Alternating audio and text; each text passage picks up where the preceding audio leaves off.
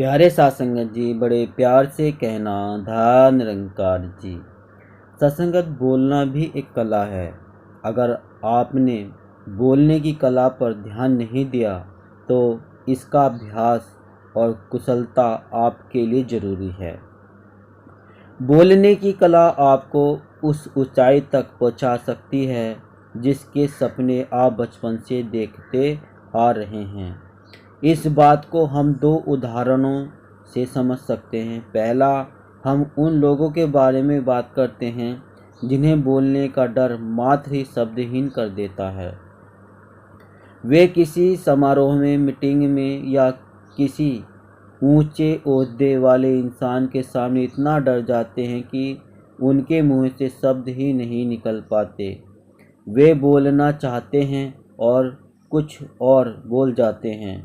दूसरा, कुछ लोग ऐसे होते हैं जिनमें आत्मविश्वास भरपूर दिखता है।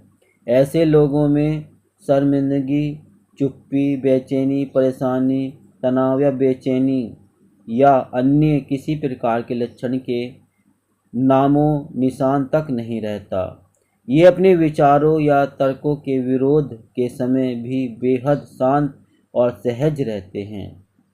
ये अपनी राय पर आसानी से लोगों को अपने पक्ष में करने में सफल हो जाते हैं।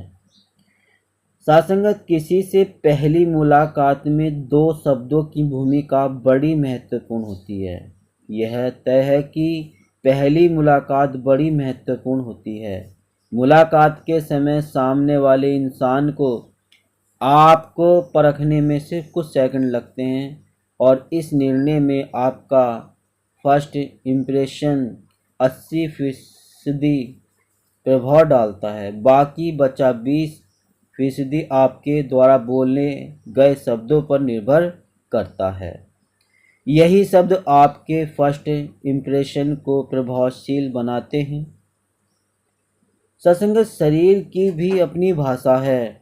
आपने इस भाषा पर कभी ध्यान नहीं दिया हो, लेकिन यह मानकर चलिए कि आपके साथ साथ आपका शरीर भी कुछ न बोलता रहता है और आपके अंदर के आत्मविश्वास, कल्पनाशील, रचनात्मक और बौद्धिकता के स्तर का बताता रहता है। सत्संगत, आप जिस भी व्यक्ति के साथ बात करें उसकी तरफ पूरे आत्मविश्वास के साथ देखें, जिससे उसे लगे कि आप उससे पूरी तरह से जुड़कर बात कर रहे हैं और कहीं दूसरी जगह या अन्य मसले के बारे में नहीं सोच रहे हैं। अच्छा आई कांटेक्ट कामयाबी दिलाएगा।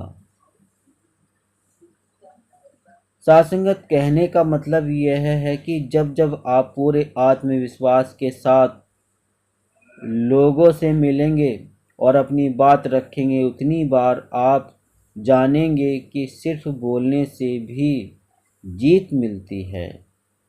सत्संग में महात्माओं से मिलने और विचार, गीत आदि प्रस्तुत करने से भी आत्मविश्वास बढ़ता है और बोलने का संकोच समाप्त होता है।